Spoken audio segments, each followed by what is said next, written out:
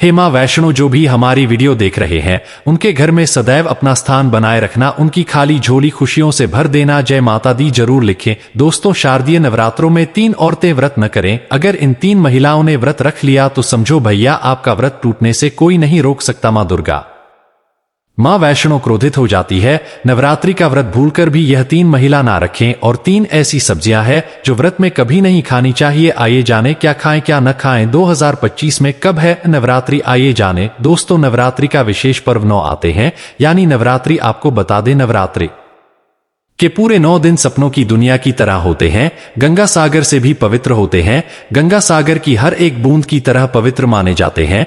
यह शुभ 9 दिन भक्तों के जीवन में विशेष फल की सौगात लेकर आते हैं। आपको बता दें, 2025 में इस साल सोमवार से नवरात्र शुरू हो रहे हैं। इसी वजह से माता की सवारी हाथी है, जो सुख समृद्धि और शांति का प्रतीक माना जाता है। कहा जाता है कि इससे खुशहाली सुख समृद्धि आती है। मां दुर्गा का हाथी पर आना अच्छी बारिश, भरपूर फसल और किसानों की समृद्धि का संकेत दे रहा है। भक्ति का आनंद, भरपूर लाभ भक्तजनों को मिलता है। दोस्तों, इस बार नवरात्रि पूरे 10 दिनों तक मनाई जाएगी, न एक भी दिन कम ज्यादा। पूरे के पूरे 10 दिनों तक मनाए जाएंगे। मां वैष्णो रानी की विशेष रूप से पूजा आराधना की जाएगी। शारदीय नवरात्रि का महापर्व इस बार 2025 में 22 सितंबर दिन सोमवार से शुरू होकर 1 अक्टूबर बुधवार के दिन समाप्त होंगे। शारदीय नवरात्र की सप्तमी 29 सितंबर सोमवार को है। नवरात्र की सप्तमी तिथि को मां दुर्गा के 7वें स्वरूप मां कालरात्रि का पूजन किया जाता है। शारदीय नवरात्र की अष्टमी 30 सितंबर मंगलवार को है। इसे दुर्गा अष्टमी या महाअष्टमी भी कहा जाता है। नवरात्र की अष्टमी तिथि को मां महागौरी की पूजा की जाती है। शारदीय नवरात्र की नवमी को महानवमी कहा जाता है। इस बार महानवमी 1 अक्टूबर बुधवार को है। नवमी तिथि पर मां दुर्गा के 9वें स्वरूप मां सिद्धिदात्री की पूजा का विधान है। कन्या पूजन आप सप्तमी, अष्टमी और नवमी इन तीनों शुभ मुहूर्त में किसी भी दिन अपने सामर्थ्य अनुसार कर सकते हैं। दोस्तों, ऐसे में शारदीय नवरात्रि पर माता दुर्गा की कृपा पाने के लिए कलश स्थापना का शुभ मुहूर्त वैदिक गणना अनुसार 22 सितंबर को घट स्थापना का शुभ समय प्रातः काल सुबह 6:09 से लेकर सुबह 8:06 तक है। इसके साथ ही अभिजीत मुहूर्त में 11:39 से लेकर दोपहर 12:28 के मध्य भी घट स्थापना कर सकते हैं। साधक अपनी सुविधा अनुसार समय पर घट स्थापना नवरात्रि त्योहार की शुरुआत कर सकते हैं। मुहूर्त में की गई पूजा अति उत्तम, मंगलकारी, मनवांछित फल प्रदान करने वाली मानी जाती है। इससे समस्त देवी देवताओं की कृपा आनंद पूर्वक बरसती है और पूजा पाठ का फल कई करोड़ गुना प्राप्त होता है। लेकिन क्या आप जानते हैं, कुछ ऐसी महिलाएं भी हैं जो इस व्रत को न रखें तो अच्छा है, नहीं तो आपको माता रानी के क्रोध का सामना करना पड़ सकता है। मान्यताओं के अनुसार आज हम जिन महिलाओं के बारे में बात करने वाले हैं उन्हें नवरात्र के व्रत से हमेशा दूर रहना चाहिए, नहीं तो आपके साथ कुछ बुरा हो सकता है। आपका पति किसी संकट में आता है। तो चलिए भक्तों जानते हैं। भक्तों, नवरात्रि का व्रत शास्त्रों के अनुसार अगर आप किसी भी व्रत को दिखावे के तौर पर करते हैं तो यह घोर पाप माना जाता है। ऐसा करने से आप देवी देवताओं का मजाक ही नहीं उड़ाते बल्कि आप पाप के भागीदार भी बनते हैं। मां भगवती ऐसे लोगों से कभी प्रसन्न नहीं होती बल्कि उसके को बर्बाद कर देती है। मां दुर्गा तभी प्रसन्न होते हैं जब आप सच्चे दिल से उन्हें पुकारे, पूजा पाठ और शास्त्रों का पालन करें। भक्तों, नंबर 2 तलाकशुदा महिला। शास्त्रों के अनुसार जो महिला शादीशुदा या पुरुष तलाकशुदा है, ऐसे अगर पति पत्नी में अनबन होते हैं तो वे लोग नवरात्रि का व्रत कभी न रखें। ऐसा करने से मां दुर्गा कभी खुश नहीं होती। आपकी जानकारी के लिए बता दें, शादी 2 दिलों का बंधन है जिसके बंधन में आजीवन रहना होता है, न कि अलग अलग। माता रानी टूटे हुए जोड़े को स्वीकार नहीं करती। टूटे हुए जोड़े का व्रत रखना, पूजा पाठ करना शुभ नहीं माना जाता है, बल्कि माता रानी तब प्रसन्न होती है जब बंधन में हो। खासतौर से अगर पति पत्नी अगर साथ में व्रत रखें तो माता रानी सबसे अधिक प्रसन्न होते हैं और बहुत ही शुभ वरदान देती है। भक्तों, ऐसे में मां भगवती बहुत प्रसन्न होती है, इसीलिए दोनों को मिलकर पूजा पाठ करना चाहिए, न कि अलग अलग। भक्तों, नंबर 3 चरित्रहीन महिलाओं को नवरात्रि का व्रत कभी ना ही रखना चाहिए। और यह बात उन चरित्रहीन पुरुषों पर भी लागू होती है जो जगह जगह मुंह मारते रहते हैं। जब शरीर की पवित्रता व्यक्ति की खत्म हो जाती है तब वह मैल ही नहीं बल्कि पापी भी कहलाता है। इसीलिए आपकी पूजा कभी सफल नहीं हो सकती। यह व्रत आप कभी न रखें। भक्तों, नंबर 4 अगर आपको बार बार गाली देने की आदत है, तो आप जितनी जल्दी हो सके इस आदत को छोड़ दें। अगर माता रानी को प्रसन्न करना है तो घर में लड़ाई झगड़ा छोड़ दें, क्योंकि जिस घर में लड़ाई झगड़ा होता है उस घर में माता रानी कभी नहीं आती है। और व्रत में पूजा पाठ करना है तो जुबान से अधिक मीठे बोली ही बोले, ज्यादा कड़वे बोली माता सरस्वती का अपमान होता है और आप के भागीदार बन जाते हैं। भक्तों, नंबर 5, अगर आपको कोई गहरी बीमारी है तो आप इस व्रत को न रखें। जैसे उदाहरण के तौर पर शुगर की बीमारी, दिल की बीमारी, हार्ट अटैक, शरीर में कमजोरी होना, चक्कर आना, बीपी का बढ़ जाना, शरीर में दर्द होना, तो आप यह व्रत कभी ना रखें, नहीं तो आपके साथ कुछ भी हो सकता है। इसीलिए सावधान रहें। नंबर 6, मासिक धर्म में भूलकर भी व्रत नहीं रखें, क्योंकि मासिक धर्म में जो आपके वस्त्र होते हैं वह मैल हो जाते हैं, इसलिए पूजा पाठ नहीं करना चाहिए। नंबर 7, जो महिलाएं अपने पति का अपमान करती वे व्रत नहीं रखें तो अच्छा है, क्योंकि ऐसी महिलाएं का पूजा मां दुर्गा कभी स्वीकार नहीं करती, बल्कि घोर पाप लगता है। भक्तों, नवरात्र आ चुकी है, ऐसे में यह चीज घर में लाने से माता रानी खुशी खुशी अपने घर में चली आती है। इस चीज को घर लाने से माता रानी अवश्य प्रसन्न होती है। यही चीज नवरात्रों पर घर में लाना बहुत ही शुभ और मंगलकारी माना जाता है। तो चलिए जानते हैं भक्तों। नंबर 1, 16 श्रृंगार का सामान नवरात्रि के दौरान घर में लाना बहुत ही शुभ और मंगलकारी माना जाता है। ऐसे में घर के बने मंदिर में रखने से जन्म जन्मांतर की गरीबी मिट जाती है और मां दुर्गा की कृपा सदैव घर पर बनी रहती है। पूरे वर्ष माता रानी की कृपा आप और आपके परिवार के ऊपर बनी रहती है। शास्त्रों में बताया गया है कि नवरात्रों के दिनों में 16 श्रृंगार का सामान घर के मंदिर में होना बहुत ही शुभ और मंगलकारी माना जाता है। या आई का आप जिस जगह घर में माता की आसन नवरात्रि व्रत करने के लिए स्थापित कर रहे हैं उस जगह पर 16 श्रृंगार का सामान रख दें। ऐसा करने से मां दुर्गा की कृपा सदैव घर पर बनी रहती है। मित्रों, नंबर 2, सोना चांदी या तांबे के सिक्के जरूर रखें। शास्त्रों के अनुसार सोने चांदी या तांबे से बनी किसी भी धातु को खास तौर से नवरात्र के 9 दिनों में पूरे 9 दिनों तक घर के मंदिर में रखने से बहुत ही शुभ और मंगलकारी माना जाता है। बहुत नवरात्र के दिनों में सोना चांदी तांबे घर में लाने से इसका फल कई गुना बढ़ जाता है। इसीलिए सोना चांदी या तांबे के सिक्के माता रानी के पास अवश्य रखें, इससे माता रानी बहुत प्रसन्न होती है। भक्तों, नंबर 3, शंख और गंगाजल। धर्म शास्त्रों के अनुसार नवरात्रों के अवसर पर शंख घर में जरूर लेकर आए। माना जाता है कि जिस घर के मंदिर में शंख नहीं रखा होता तो वहां पर देवी देवता का भी वास नहीं करते। शंख का सनातन धर्म में बहुत ही बड़ा महत्व होता है। नियमित शंख को बजाने पर कई गुना सकारात्मक ऊर्जा प्राप्त होती है और नकारात्मकता ऊर्जा को नष्ट करती है। धन की देवी मां लक्ष्मी अति प्रसन्न होती है। वहीं धर्म शास्त्रों के अनुसार जिस घर के मंदिर में गंगा जल नहीं होता तो वह घर पवित्र माना जाता है। गंगा जल मंदिर में अवश्य रखा होना चाहिए। यदि आप घर में गंगा जल लाने में असमर्थ हैं तो अपने आसपास किसी पवित्र स्थान, किसी तीर्थ स्थान का पानी लाकर घर में रखें। भक्तों, नवरात्रि में मां सरस्वती का प्रिय मोरपंख घर लाकर घर के मंदिर में रखने से कई सारे फायदे हैं। खासतौर से नवरात्रों के दिनों में मंदिर में मोरपंख जरूर रखें। ऐसा करने से मां दुर्गा बहुत प्रसन्न होती है। भक्तों, अब बात करते हैं माता रानी को नवरात्रि में कौन सी चीजें अर्पित कर सकते हैं। भक्तों, भूलकर भी माता रानी को यह चीजें कभी अर्पित मत करना, नहीं तो सारी जिंदगी बर्बाद रहोगे। जिंदगी भर रोने के सिवा कुछ नहीं मिलेगा। भक्तों, नंबर 1, नारियल। हिंदू धर्म में नारियल को सुख, समृद्धि, धन, श्रद्धा और सम्मान का सूचक माना जाता है। नारियल को श्रीफल भी कहा जाता है। नारियल का हर मांगलिक कार्य में विशेष महत्व हो आता है। जैसा कि हम सभी जानते हैं कि माता रानी के कई मंदिरों में नारियल से बलि भी दी जाती है और माता रानी के पूजन में नारियल का इस्तेमाल हम सभी करते हैं। खासकर कलश की स्थापना नारियल रखकर ही की जाती है। माता रानी के पूजन में हम नारियल इस्तेमाल करते समय कुछ गलतियां कर बैठते हैं। भक्तों, नारियल कई प्रकार के होते हैं। एक जटा वाला, दूसरा सूखा जिसके अंदर पानी होता है। जिस नारियल के अंदर पानी होता है माता रानी के पूजन में सदैव पानी वाला और जटा वाला नारियल ही अर्पित करें। कलश स्थापन में साबुत नारियल होना चाहिए। नारियल चटका हुआ या टूटा हुआ नहीं होना चाहिए, क्योंकि साबुत नारियल ही पूर्ण और पवित्रता का प्रतीक होता है। साबुत नारियल ही सुख समृद्धि का प्रतीक होता है। साबुत नारियल को ही श्रीफल यानी कि मां लक्ष्मी का फल कहा जाता है। नवरात्रि में माता रानी के कलश की स्थापना करते समय जटा वाला और पानी वाला नारियल ही कलश पर स्थापित करना चाहिए। साथ ही यह ध्यान रखना चाहिए कि को दैव कलश के नीचे लेटा कर रखना चाहिए। घट स्थापना यानी कलश स्थापना करते समय कभी भी नारियल को खड़ा करके नहीं रखा जाता। नारियल को सदैव लेटाकर ही कलश के ऊपर रखा जाता है। साथ ही नारियल को स्थापित करने से पहले आप नारियल को लाल कपड़े में लपेटकर आप नारियल को कलश के ऊपर स्थापित करें। शास्त्रों के नुसार कलश के ऊपर जब सही तरीके से नारियल रखा जाता है और सही प्रकार का नारियल रखा जाता है तभी ही व्रत और पूजन का पूर्ण फल प्राप्त होता है।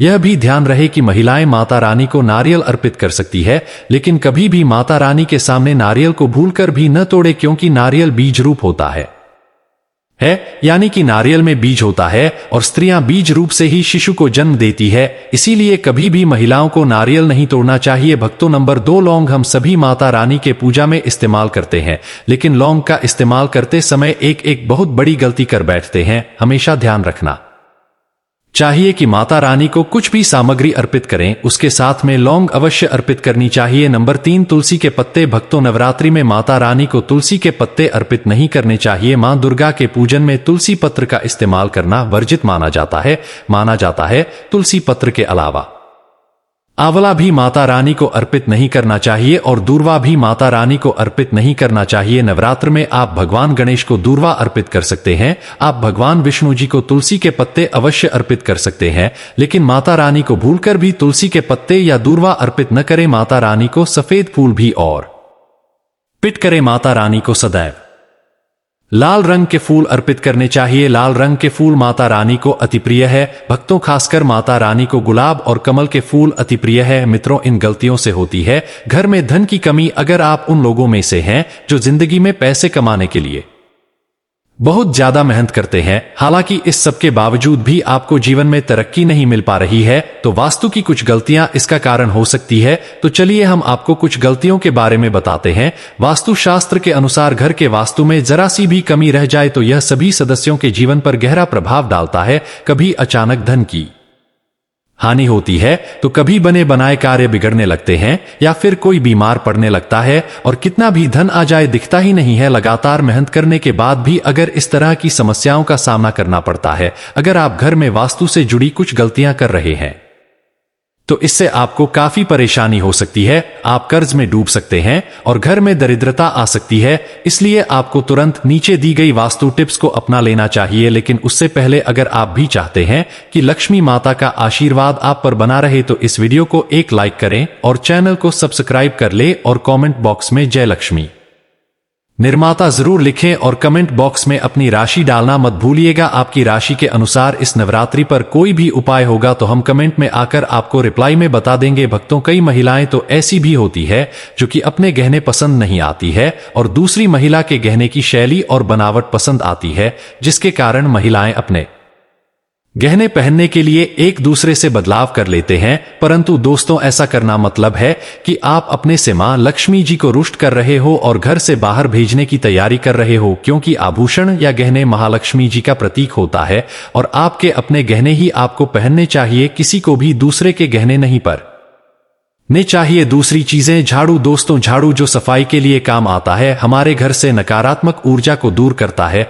उसे मां लक्ष्मी का प्रतीक माना जाता है। ऐसा माना जाता है कि झाड़ू में मां लक्ष्मी का निवास होता है। इसलिए अपने घर की झाड़ू कभी किसी को उधार में या उपयोग के लिए न दें। अगर झाड़ू खराब हुई है तो उसे किसी वाहिद जल में बहा दें, लेकिन उसे किसी को उधार में न दें या कचरे में ना फेंकें, क्योंकि अगर आपके घर की झाड़ू कोई दूसरा उपयोग करता है तो इसका असर आपके घर की सुख शांति पर पड़ता है। इसके साथ यह भी बात ध्यान में रखें कि दूसरों के घर की झाड़ू का अपने घर में कभी प्रयोग ना करें, क्योंकि ऐसा करने से उनके घर की नकारात्मक ऊर्जा आपके घर में आ सकती है। आपको हमेशा झाड़ू को छिपाकर रखना चाहिए। इसे ऐसी जगह रखें जिससे बाहर से आने वाले व्यक्ति की नजर इस पर न पड़े। यदि आप झाड़ू को खुली जगह पर रखते हैं तो घर में वास्तु दोष लग सकता है। इसके साथ ही आपको टूटी हुई झाड़ू को भी घर से तुरंत बाहर निकाल देना चाहिए। लेकिन आपको इस बात का ध्यान भी रखना चाहिए कि कभी भी झाड़ू को बिस्तर के नीचे नहीं रखना चाहिए और इसे किचन में भी नहीं रखना चाहिए। इससे आपके परिवार के लोगों के बीच लड़ाई झगड़े बढ़ सकते हैं।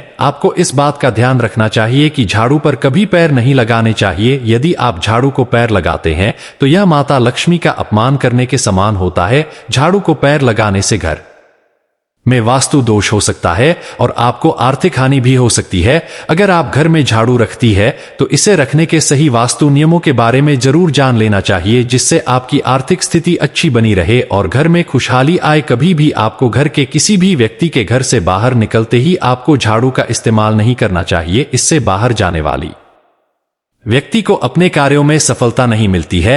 दोस्तों, यही नहीं, यदि आपके घर में नई बहू का आगमन हो या बेटियां घर से ससुराल जा रही हो, तब भी आपकी तुरंत झाड़ू नहीं लगानी चाहिए। मान्यता है कि ऐसा करने से आपके घर की लक्ष्मी रूठ सकती है और आपको धन हानि हो सकती है। तीसरी चीज, सूरज डूबने के पश्चात दूध, दही, चावल, नारियल, आटा ऐसी सफेद का दान करना या दूसरों को उधार में देना अशुभ माना जाता है। ऐसा माना जाता है कि सफेद चीजों से बुरी नजर जल्दी लग जाती है, इसलिए सूरज अस्त होने के पश्चात अपने घर की वस्तुएं दूसरों को नहीं देनी चाहिए। इन चीजों का दान करने से आपके घर की सकारात्मक ऊर्जा कम हो सकती है। अगर आप किसी को देना ही चाहते हैं तो उन्हें बाजार से खरीद कर दे सकते हैं, परंतु अपने रसोई घर से उठाकर भूल से भी दूसरों को न दें। खासकर नमक तो भूल से भी नहीं देना चाहिए। चौथी बात दोस्तों, मां लक्ष्मी धन की देवी मां लक्ष्मी हमारे घर में सदा विराजमान रहे, ऐसा हमें सदा ही प्रयास करना चाहिए। जिस घर पर महालक्ष्मी की कृपा होती है वहां पर धन की वृद्धि अवश्य होती है। इसलिए अगर आपने अपनी पत्नी के पास कोई धन रखा हुआ है तो वह पैसा किसी को उधार में नहीं देना चाहिए। अगर आप किसी को अपनी पत्नी के पास रखा हुआ धन उधार में देते हैं तो आपके घर से लक्ष्मी चली जाती है और भविष्य में आपको पैसे की तंगी का सामना करना पड़ सकता है। खासकर त्योहार एकादशी के दिन अपनी तिजोरी में रखा हुआ धन दूसरों को कभी न दें। दोस्तों, पांचवी बात, महालक्ष्मी वैभव प्रदान करने वाली, सौभाग्य देने वाली, ममता की मूरत है, साथ ही वह अन्नपूर्णा भी है। इसलिए हम अन्न ग्रहण करने से पहले मां अन्नपूर्णा को धन्यवाद अवश्य करते हैं। रसोई घर की शुद्धता और संपन्नता उतनी ही आवश्यक है जितनी धन की पांचवी वस्तु है, रसोई घर का चकला, बेलन और तवा। जी हां, आपने रसोई घर का चकला, बेलन और तवा दूसरों को कभी इस्तेमाल के लिए या उधार में नहीं देना चाहिए। ये चीजें दूसरों को देने से आपका भाग्य भी उन्हीं के साथ चला जाता है। मां लक्ष्मी को अत्यंत प्रिय है, इसलिए ऐसा कभी न करें। अपने घर का चकला, बेलन या तवा दूसरों के उपयोग के लिए कभी न दें, नहीं तो आपके घर में दुर्भाग्य का वास हो सकता है। दोस्तों, छठवीं चीज है, नुकीली वस्तु जैसी चाकू, कैंची तथा तलवार आदि भी कभी दान में नहीं देना चाहिए। ज्योतिष विद्या में ऐसा करना नुकसानदायक बताया गया है। माना जाता है कि नुकीली वस्तुओं का दान करने से परिवार की सुख शांति भंग होती है। इसके अलावा घर के सदस्यों के बीच तनाव बढ़ने के साथ और रिश्ते खराब होने की भी आशंका रहती है।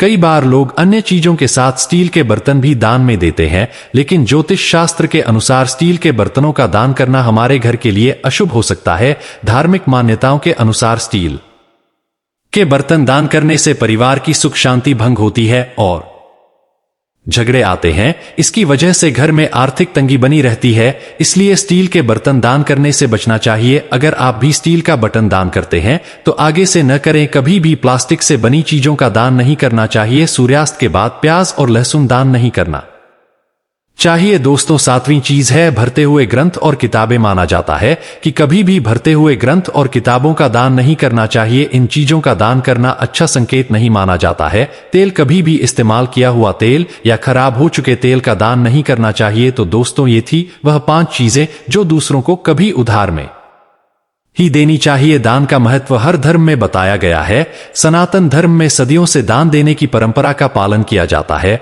दोस्तों, गुप्त दान को सर्वश्रेष्ठ दान माना गया है। जो दान बिना स्वार्थ के गुप्त रूप से किया जाता है वह बहुत ही पुण्यकारी माना जाता है।